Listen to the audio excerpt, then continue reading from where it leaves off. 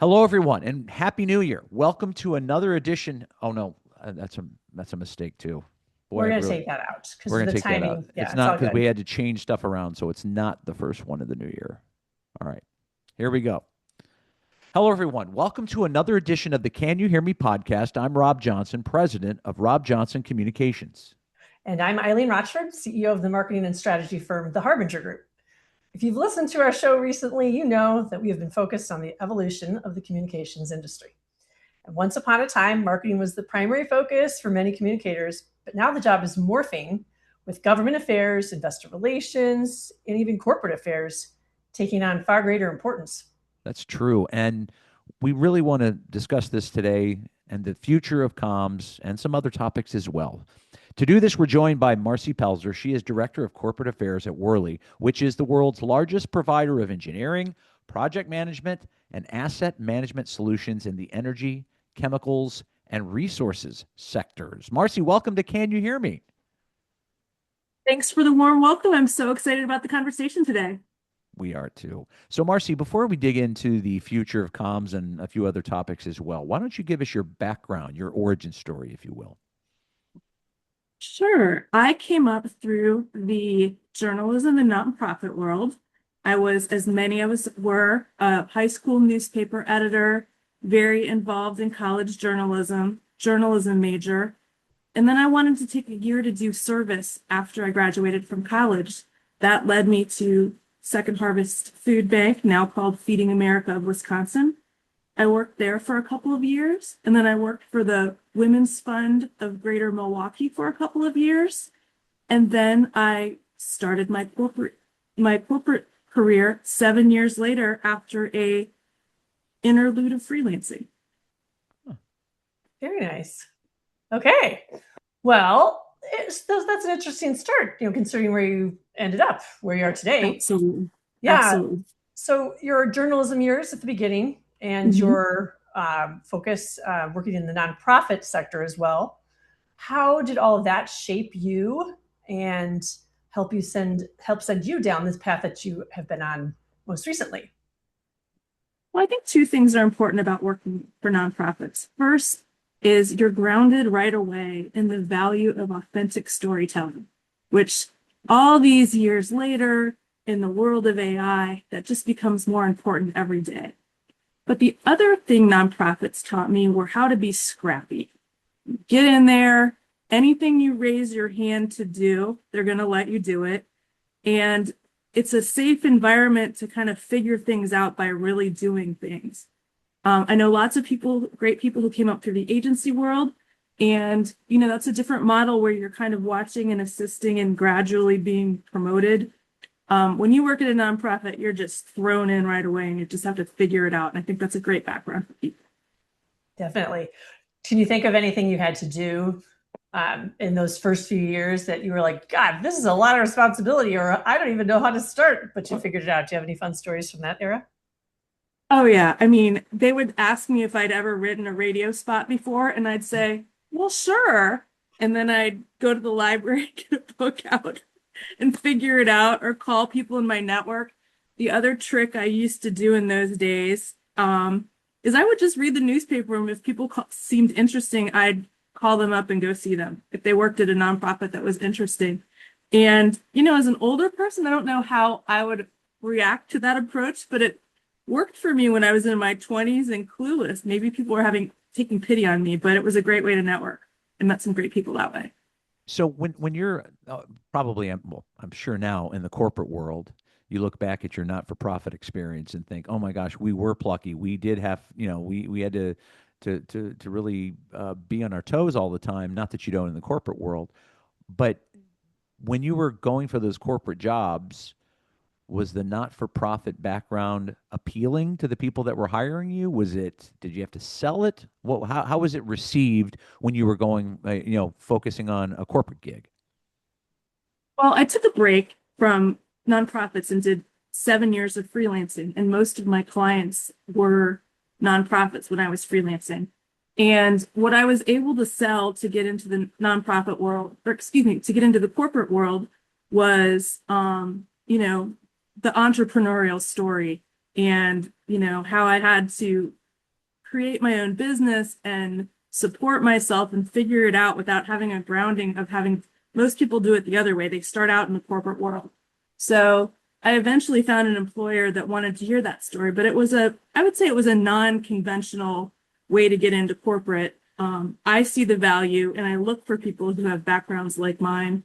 But it was a tough story to tell at the beginning, certainly. I can see that. You're right. It is almost the absolute inverse of the way that you typically hear. So how challenging, but good for you for pulling it out and turning your story into, sellable nuggets. That's pretty hard. So what we have neglected to say thus far is that during this time, I believe when you're freelancing, if I'm not mistaken, right, Marci, you went to get your MBA.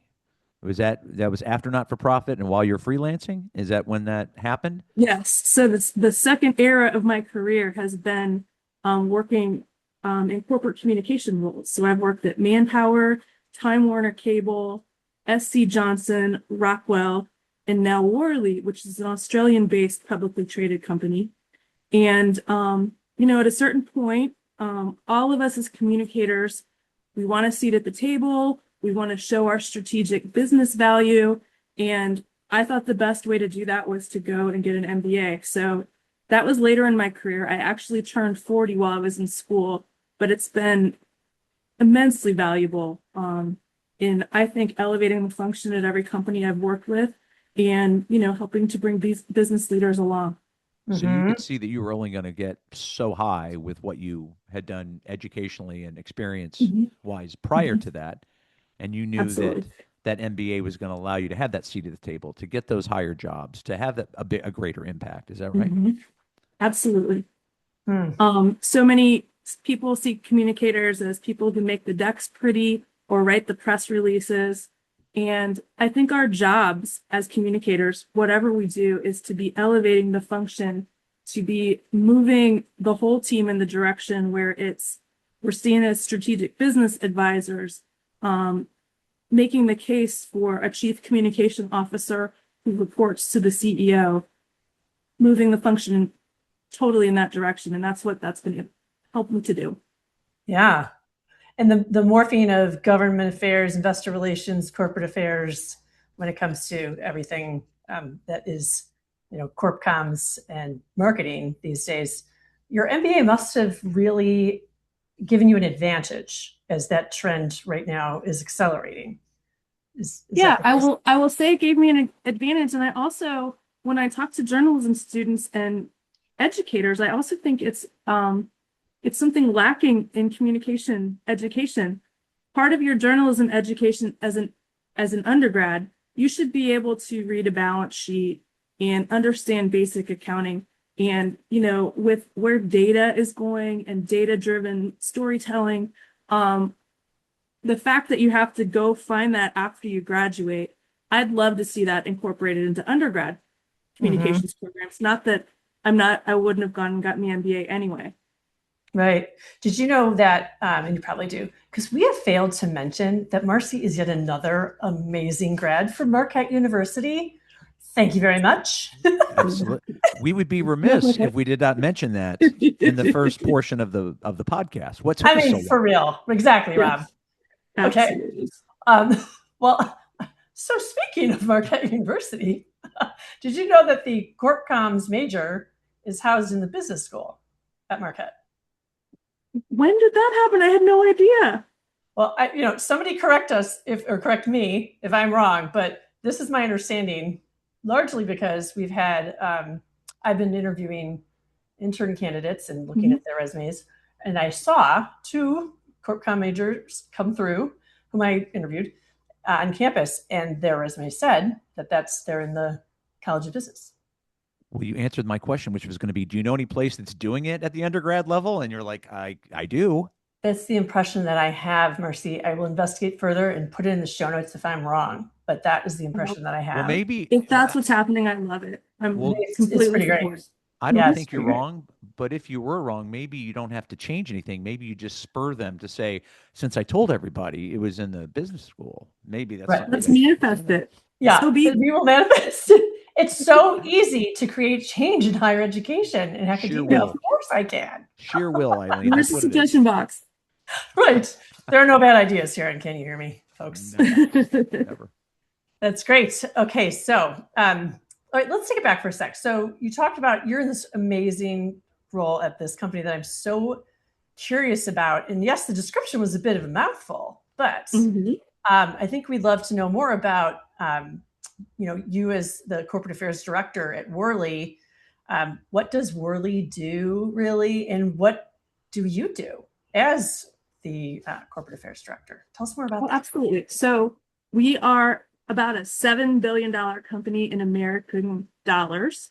We are traded on the Australian Stock Exchange, publicly traded, but that's been a fun thing to learn about after working at all of these NYSE exchange traded companies.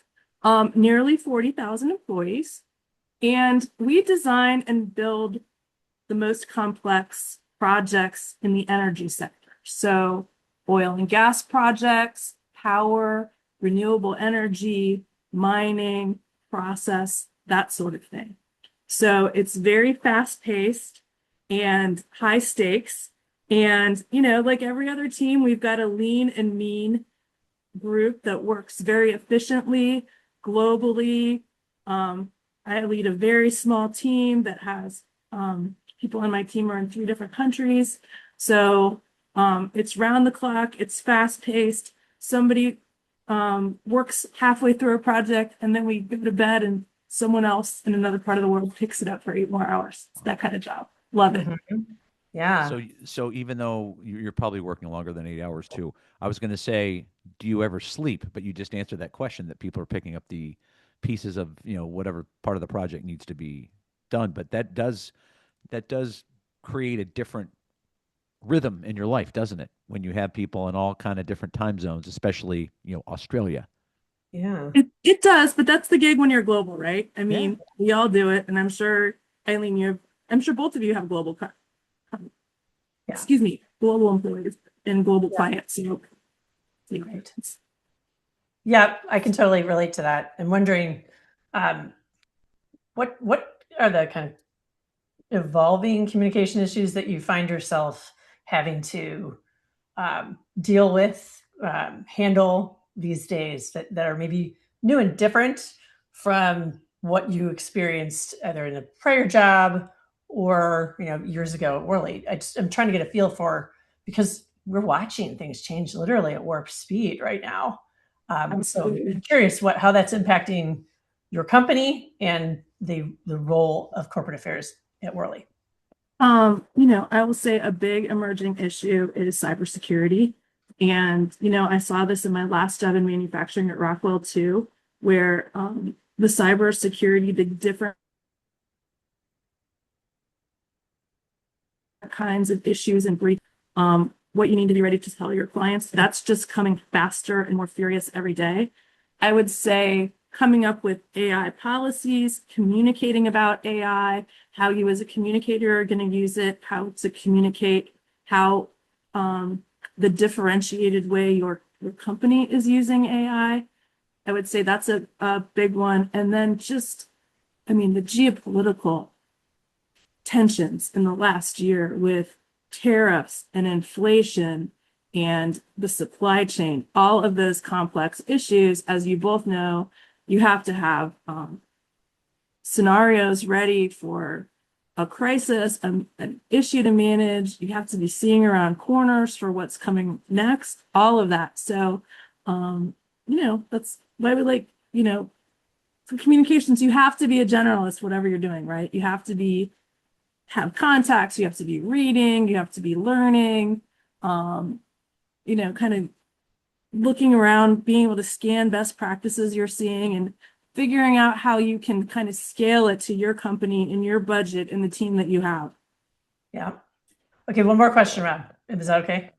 Absolutely. My question is this. How can, in your opinion, C-suite leaders best utilize their internal communications function today? Ooh, that's a good question. Well, I think, I think the biggest quality differentiator is the communicator who has the access to the most information and the most data. So I would say that the first thing is making sure your communicator knows your goals, what's coming up for you, what's happening is incorporated in every part of your leadership program. But I'd say, it's an iterative process where you're always kind of going in back and forth and talking about the vision. You're pointing your communicator to what the competition is doing and what you like about it and what you don't like about it, and where the competitors are missing the mark or really hitting what you'd like to see. And just involving communications and developing the strategy from the beginning so you can be a strategic driver and not window dressing. Yeah. We hear that a lot these days, don't we, Rob? Absolutely. And I love it. You were sitting there really pondering that question, and then that was your answer. So that was fabulous. You were talking about looking around corners. Oh, I'm sorry. Go ahead. It's kind of interesting. Did you see this research that came out last week from Heyman and Associates, where they say 87% of communicators report to the C-suite and 56% have a direct report to the CEO? I mean, I think that's an important thing. Looking back on companies I've worked with, the closer your leader is to the CEO, the better you know the company and the more you can help. Yeah. And that's what we're seeing more and more of. We've had a lot of people on. We've discussed it quite a bit, Eileen, right? Right. About having those communicators have that seat at the table and have that access to the people you're talking about, Marci. Yeah, for sure. Yeah. And the CCO role as well that you mentioned, the evolution and the need for it. Yeah. Mm-hmm. Absolutely. So you were talking about looking around corners. So I'm going to ask you to look around a corner. Eileen asked you about issues that you see coming up, in this current day and age. But as we look forward 2-3 years, what does it look like for you, and how important is it for you to sort of pay it forward to the next generation of communicators? So if we're looking ahead 24 months, what will we be concerned about? I'm so glad you asked that because, we talked about this a little bit the other day. I think you get to a certain point in your career where you're not the rising star, the team is the rising star. So really thinking about what are the experiences my team needs to move forward, looking at educational opportunities for what ones you want to be a part of. And also what I said about, your job is to elevate the function. Your job is to help your boss and the function kind of get to where they need to be in the company by delivering that business value all the time. And Eileen, you and I both are a part of the Marquette Mentors program. I am the living embodiment of getting more than you put into mentoring. I'm actually spending Christmas with one of my former mentors through that program in Argentina this year. Wow. So, I feel like when you take that view that your career at a certain point is about uplifting others, it pays in ways that you never expected. So true. Yeah. We're so on the same wavelength. That's all I think about right now. We're just charting this whole new initiative for 2026 for professional development at our firm. And that's the entire reason for it. It's like, I don't care where, these guys end up down the line in their career, but I know that at this moment, if they are not truly investing in learning about what's changing and what they need to be able to do, we won't be able to even do our job a year from now. Mm-hmm. So I could totally relate. That's all I'm thinking about right now. And that's your legacy, right? It's not the work you did, it's the people that you brought along. Like whatever you're working on right now, I mean, for you as a business owner, I'm sure it's building the business, and that has a bigger impact than an annual communication program. But, 10, 20 years down the line, I want to look back and see what the people I touched are doing. That's what excites me. You're so right. Well, what you're talking about, though, both of you, and Eileen and I talk about and have talked about it quite a bit on the podcast, is being a we brand C-suite executive as opposed to a me brand. It's all about me. It's all about what I do. It's all about the orders that I bark out. You're talking about bringing everybody else along for the ride because you're right. You're only going to be as good as the team that you have, right, Marci? And so you all are we brand C-suite executives. So naturally, you would subscribe to that sort of theory. I love it. Never heard that, but I'm going to steal it. It's one of his Lift and favorite. shift. He loves it. It's so true. Oh gosh. Okay. My next question for you is we're going to shift to a little more personal because I know there's something really interesting that you can tell our listeners about. So as a young person, you had a front row seat to the importance of storytelling, as we've heard about from your nonprofit career in particular. But I also know that very recently you had an experience related to your dad that I'd love you to tell our listeners about. And I'm just going to tee it up as what Dan read. Tell us about what Dan read. I'm glad to. So my dad passed away in July at the age of 92, and he left behind a list of the 3,599 books he had read since 1964. I knew at his funeral that I wanted to give people the book list. It ended up being too long, so I put it on a website. We had a QR code in the program, and I thought that was it, and that was the coolest thing, that anybody who went to the funeral could just have the book list. The Columbus Metropolitan Library, I grew up in Columbus, Ohio, got their hands on the website and made a TikTok that went to millions of people around the world. And I spent the whole summer talking to global media, to global reporters about my dad's list. Front page of the New York Times, CBS Evening News, People, Smithsonian Magazine, Today.com. The calls are still coming. It's been so heartening to be able to, I wish everyone who had this experience could be able to share and just continue to talk about what makes their loved ones so special, because it's been an amazing experience to touch people around the world with my dad's story.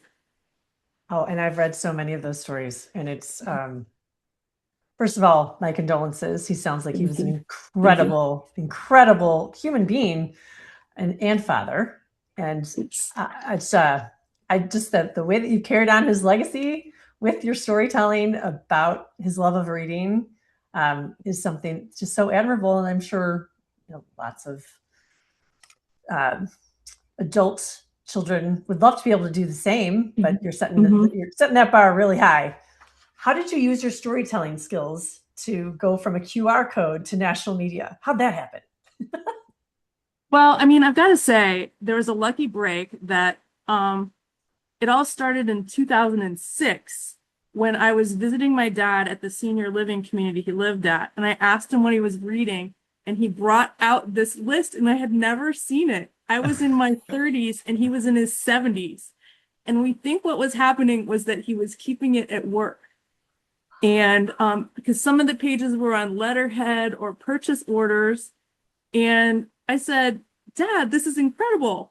A reporter would be all over this. And so my mom said, how do we get a reporter to write about it? And I said, well, you could call the Metro columnist at the Columbus Dispatch. So there was this beautiful story about him in the Columbus paper in 2006 that had some of his most famous gems in there, like talking about he was a security guard at the Marriott Hotel overnight, and our family was 2 steps ahead of the sheriff at that time, so he had to make the extra money, or that he found Ulysses to be pure torture. And it just really showed his relatability and his authenticity. And so when I was writing his obituary, I went back to his reading list, and we asked everybody to read a real page turner in his honor.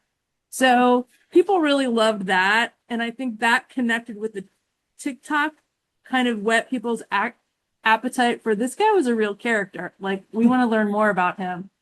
And And then the other thing that's been amazing is that it's connected to people in their 20s. So the young TikTokers are saying, you know, he was the OG of reading lists, or Dan walked so Goodreads could run. I mean, they just say that readers say the funniest things.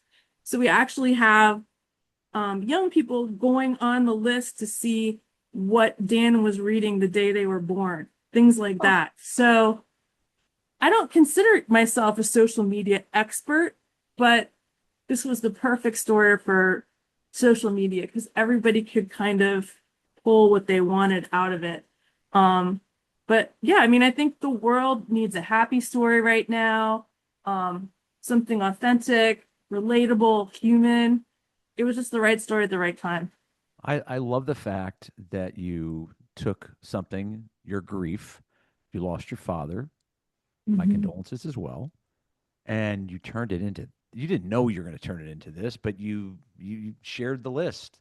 And then the list went viral. And by the way, we're going to put it in our show notes. I don't know if it's going to go viral again. It probably won't from that. It But probably we will will. certainly share it in our show notes. But all Thank you. kidding aside, what a great way to honor him, right? Yeah.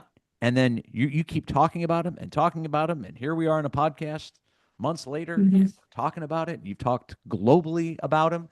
That has to be, for you, I would think, and for your family, that has to be a little bit of therapy, isn't it? Just being able to remember him in such a positive way and to have people care about that story. Oh, absolutely. And if I could tell you a small story that's related to this, I didn't realize that there was this program he started when he was in the Peace Corps in 1964 in Nepal. And there were these steamer trunks full of books that the Peace Corps sent to the Peace Corps volunteers, and they would pull from those. And it was a charming story. These books were left behind to seed libraries. And I'd never heard that story before. So on top of everything else, I was learning about all these wonderful things from my dad's life that I only know about this because commenters from social media stories would email me and tell me about it. So that's been really special too, even more than the therapy, what I've learned. Yeah. Oh my gosh. That is unbelievable. What a great way to finish up, to have that story. It's so personal and it's so powerful, and the fact that it's worldwide, and that and to your point a little earlier about like different generations, young people really embracing it and trying to figure out what he was reading when they were born, etc. I just think that's just something that will seemingly live forever. I hope so. I Yeah. hope so. We hope so too. We hope so too. Absolutely. Well, Marci, we can't thank you enough for joining us today. You have made this episode of Can You Hear Me so special. So thank you for taking your time and talking about, well, we talked about a litany of things. And we ended with something really spectacular, and that's the memory of your father. I had the best time, and I can't wait to share your podcast with all of my friends. You turned me into a fan already. Good. That's wonderful. Thank you. Thanks. Thank you. Oh, well, I'm sad this is coming to an end, but that will do it for another edition of Can You Hear Me? And I'm Eileen Rochford. If you'd like to comment on the podcast or suggest a topic for us, we're always looking for new, interesting guests like Marci. We'd love to hear about it. So just contact us via our Can You Hear Me page on LinkedIn. That's right. We have a newsletter that you can find there as well. And I'm Rob Johnson. If you liked what you heard, please consider giving Can You Hear Me a positive review wherever you get your podcasts, such as Apple or Spotify. It helps other listeners find this podcast. Thank you so much for listening.